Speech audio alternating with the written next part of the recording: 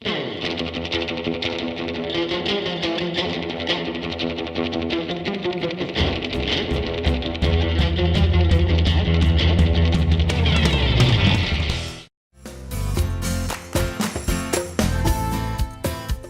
we're doing is we're projecting it up. Now I have Laura over here, and she's going to be tracing it.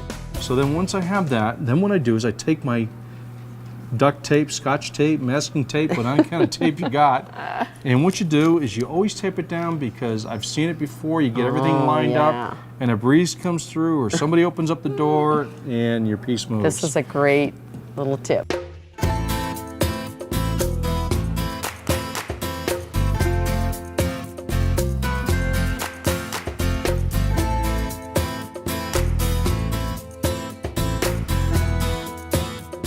Look at this! Using the heat gun on the sheep makes them look fluffy.